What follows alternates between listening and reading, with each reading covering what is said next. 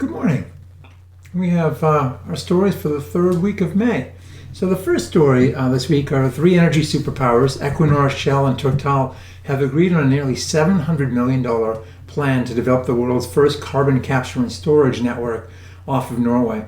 The project is designed to capture 5 million tons of CO2, which would be stored in a tight reservoir 1.7 miles below the seafloor on the southern stretch of the North Sea Troll oil field. The first well has already been drilled. Phase 1 of the project will transport, inject, and store about 1.5 million tons by 2024. What they'll do is they'll capture the CO2 at an industrial site and then liquefy and pressurize it, then put it on a ship and move it to a terminal off Norway, and from there they'll send it by pipeline out and inject it into the reservoir.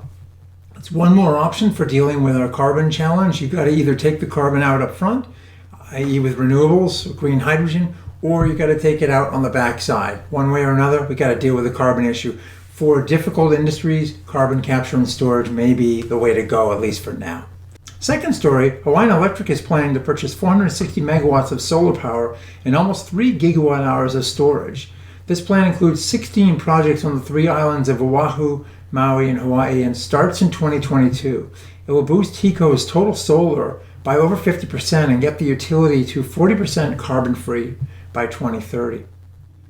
In another story from the Northeast, Maine's Department of Environmental Protection authorized construction of Central Maine Power's New England Clean Energy Connect project. This is a $950 million, 145-mile transmission line to bring 1,200 megawatts and 9.55 terawatt hours of hydropower from Hydro-Quebec down to Massachusetts, and it could be in service by the end of next year.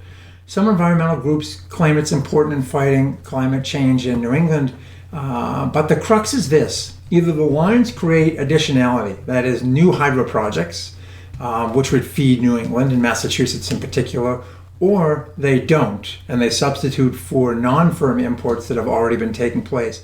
I did a lot of analysis for a client on this year, and I stand firmly in the latter camp, that this essentially does nothing to create additionality. It's just a shell game moving hydro from a non-firm asset into a firm asset for the next couple decades. So in the meantime, what it also has the potential to do is force out new projects in New England, specifically in Massachusetts, that would have additionality claims. So the outcome on this one's not as clear as some would have you think. And then finally, the last story, this year may see construction of a 3 gigawatt hour flow battery factory in Saudi Arabia. There's a JV called Everflow between a German tech company Schmidt Group and Saudi Arabia investment company NECEC.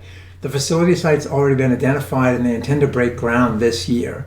Long duration storage has been something that's been critically short so far. Lithium ion gets you up to 4 hours. Beyond that, nobody's really come up with a solution, although that Form Energy 150-hour project we talked about last week could be interesting. The real critical issue here is, can they get to scale with these flow batteries? Can they drive the cost down? And can they compete in a market that has been dominated by lithium ion to date? Those are the 4 stories for this week. Thanks for watching. See you next week and stay healthy.